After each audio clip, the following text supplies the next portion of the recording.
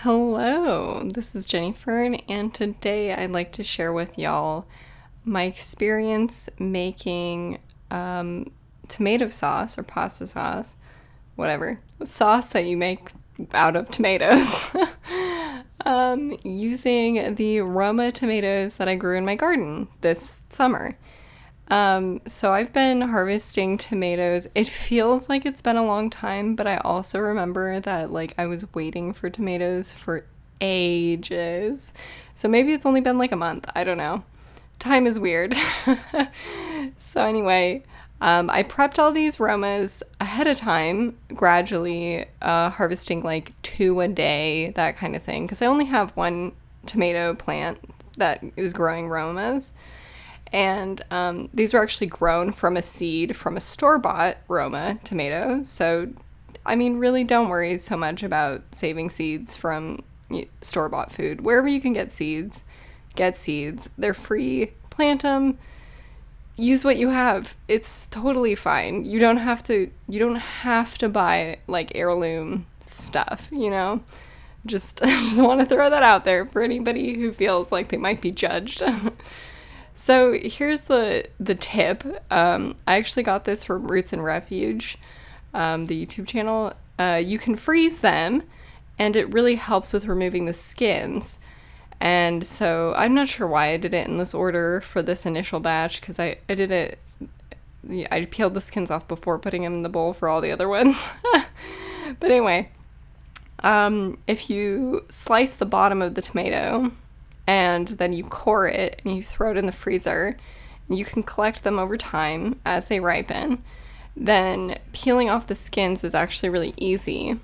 I have done processing of tomatoes before when I was a kid with my mom, and she made us do this horrible thing where you boil and blanch or whatever. You basically are shocking the tomatoes in hot water, and then you throw them in ice water, and then you have to peel off the skins, and then you get really pretty fingers, and it's kind of painful.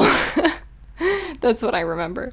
So anyway, this was way easier. All I did was I took them out of the freezer, and I left them in the fridge for like a day, and they produced so much liquid in the bag. That's all from just the tomatoes. I don't know why that happens. It's amazing though. So here are the all of those tomatoes, kind of squished up, chopped up, and all of the peels. And I save those peels to use for vegetable stock later. Sorry, I just noticed I had a tomato seed all the way up my arm. So anyway, you can save these tomato peelings and all of your tomato waste for a vegetable stock, and then you can have a very tomato heavy vegetable stock. I can't stop looking at the tomato seed that's on my arm. Also, you can save your tomato seeds during this whole process. Just put them in a cup of water for like 3 days, and then drain off all the liquid, let them dry on a paper towel, that whole thing. I'm pretty sure I showed that in some other video. But anyway, do that. It's super easy. Save your tomato seeds. At least some. Just save seeds. So here I have some onion, garlic, and a ton of herbs. So I have lemon basil that I dried. I have rosemary, thyme, and oregano from the garden. And I just crumbled it all up, threw it in the pan, and let them all saute together for a while. And that's pretty much that on the kind of aromatics and herb side of things. So it's interesting, now that I have all of this fresh vegetable, really I feel like it's really just the plums and the tomatoes that I'm just like drowning in. Well, now I'm kind of drowning in grapes, but I'm trying to figure out how I can keep this for the winter when I will have less stuff available, and to kind of preserve these flavors for the future. And although I did use this tomato sauce right away, I think freezing the romas and just having bags of frozen romas for making fresh tomato sauce throughout the winter is going to be so brilliantly amazing. I'm really excited to have fresh tomato sauce because that's sometimes a limitation for having a meal is, oh, we don't have tomato sauce. We can't have pasta tonight. And now I'm not going to have that excuse. I'm so excited. Genuinely, I'm like, we don't have to go to the grocery store anymore. This is great. So I threw all of the tomatoes, after having them simmer for a while, I threw those into a food processor, and I put those in with the onions and the spices. I took the 2 cloves of garlic that I had in this onion concoction.